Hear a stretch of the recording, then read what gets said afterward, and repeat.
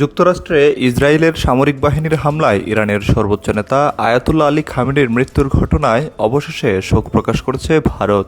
বৃহস্পতিবার দেশটির রাজধানী নয়াদিল্লিতে নিযুক্ত ইরানি রাষ্ট্রদূতের সঙ্গে সাক্ষাৎ করে শোক বইয়ে স্বাক্ষর করেন ভারতের পররাষ্ট্র সচিব বিক্রম মিস্ত্রি। যুক্তরাষ্ট্র, ইসরায়েল এবং ইউরোপীয় ইউনিয়ন ছাড়া বিশ্বের অন্যান্য সব দেশের জাহাজের জন্য হরমুজ প্রণালী উন্মুক্ত থাকবে বলে তেহরান ঘোষণা দেয়। এরপর বৃহস্পতিবার ভারত ওই শোক প্রকাশ করে। সামাজিক যোগাযোগ মাধ্যম এক্সে দেয়া এক পোস্টে দেশটির পররাষ্ট্রমন্ত্রী এস জয়শঙ্কর জানান, ইরানের পররাষ্ট্রমন্ত্রী সৈয়দ আব্বাস আরাকচির সঙ্গে টেলিফোনে কথা বলেছেন তিনি।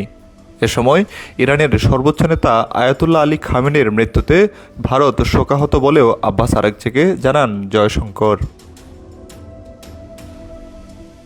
পরবর্তীতে ভারতের প্রধানমন্ত্রী নরেন্দ্র মোদী মধ্যপ্রাচ্যের সংঘাতপূর্ণ পরিস্থিতি নিয়ে গভীর উদ্বেগ প্রকাশ করেন।